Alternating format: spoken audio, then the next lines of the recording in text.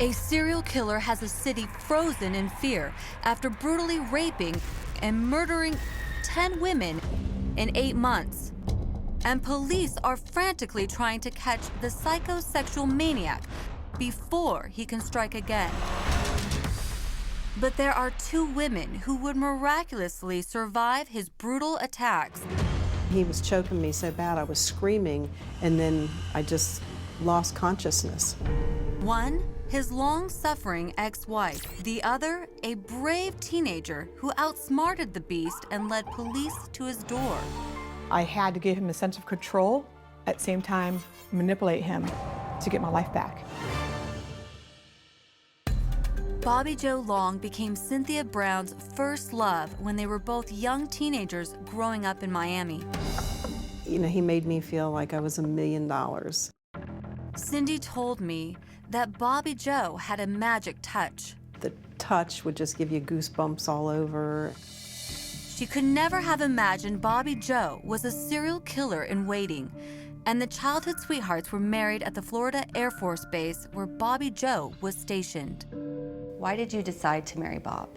Because I loved him, and I just couldn't imagine being anything except his wife and raise his children and be married forever. They seemed like a perfect young couple. In the beginning, he was a good husband. And Cindy was a very good wife. I would go to work, come home and fix dinner, and then he'd come in from work, and yeah, your normal average family. An average family made complete by a son and daughter who arrived within the first few years of their marriage. And they enjoyed all those fun family things like Christmas, birthday parties, and going to places like the beach and Disney World. But the stress and responsibility of having kids when they were still not much more than kids themselves took its toll and revealed another Bobby Joe.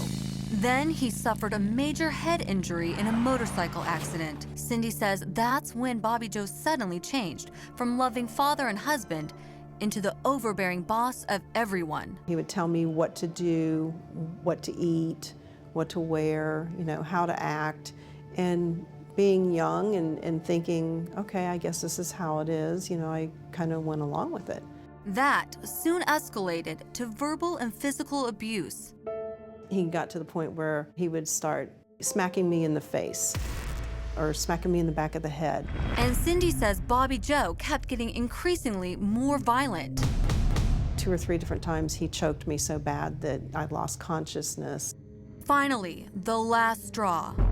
He grabbed me by my throat and bashed my head into the corner of the TV, knocked me completely out, and I had to drive myself to the hospital after that to get my forehead sewn up. Cindy had had enough of being Bobby Joe's punching bag. That evening when I got home, he was already sleeping, and I loaded a double-barreled shotgun, and I sat with it to his head, and I was trying so hard to pull the trigger, you know, because I was just over the abuse. I mean, that's a point of utter desperation. I was at a breaking point. Something had to happen, because if not, somebody was going to be dead. And I knew it would be me and possibly even my children. Rather than shoot him, Cindy chose another way to get Bobby Joe out of her life. She divorced him. But now, in hindsight, she wishes she had stuck with Plan A. Do you regret not killing Bobby? I do.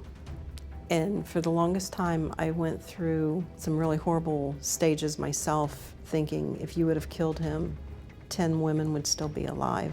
Because Bobby Joe would go on a brutal rampage of rape and murder that would horrify and terrify an entire city, until a gutsy teenager's street smarts would help her survive an attack by the diabolical serial killer.